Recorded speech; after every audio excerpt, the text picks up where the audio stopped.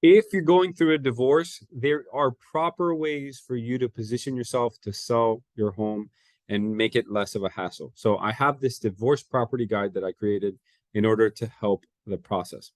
So how to sell your home during a divorce. I even break down what is the roadmap. How do you go ahead and sell the house?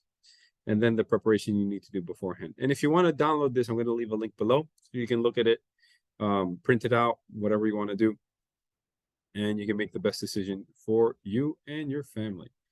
So obviously divorces can be emotional. There's a lot of decisions that you're going to need to do, but you want to get the logical side in first. And you want to get a good attorney with you. Communication is what's going to be the most important thing. And make sure to seek a legal professional to help you. This is not legal advice. This is just a guide to help you make the decisions that you want and present possible ideas that you maybe wouldn't have thought about. So we want to understand the home selling process. So you want to price and market, have the plan set up, prepare the home. Then you're going to deal with the showings and negotiation.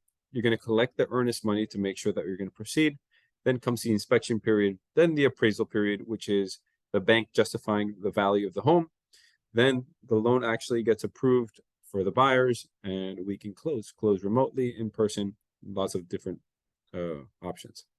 And there's a bunch of different contracts and things you want to consider, even if you do this on your own. The as-is residential contract is the most common one in Florida. The property seller's disclosure. This is important because once you disclose something up front, there's less negotiation in the back end. So for all my properties, I always have the property seller's disclosure set up front.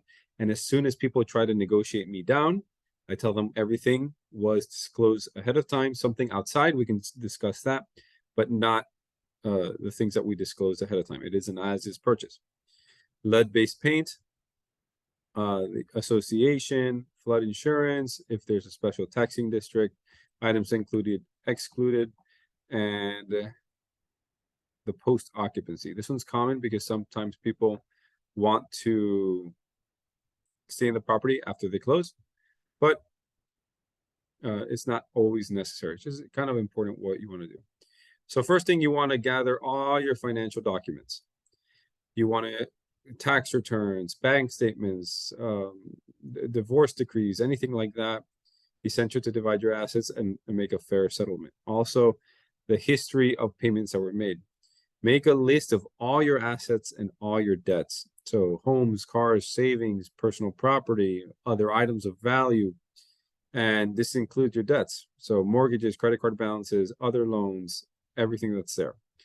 You want to verify the value of the assets. So if you have an expensive watch, you might want to get an appraiser for the home, pay for this up front so everyone's understanding, and then you can get a more clear expectation. Paying that money up front is what's going to make it easier for it to be divided later. And then schedule a meeting with an attorney.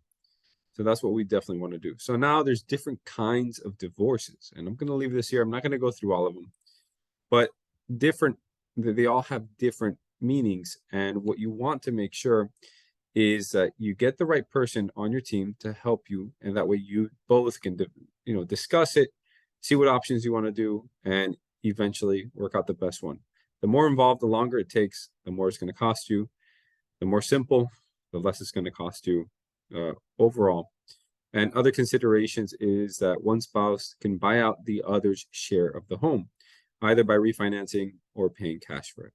And a divorce decree, this has information who has a right to sell the house, whether you need to obtain permission from your ex-spouse to sell, and then how the proceeds of the sale are going to be divided. So important to have that before you put it for sale, because you're going to need to give that to the title company, and then make sure that that money is dispersed correctly if needed. So that's it for this video. If you like it and you want to sign up for my newsletter, the link's going to be down below.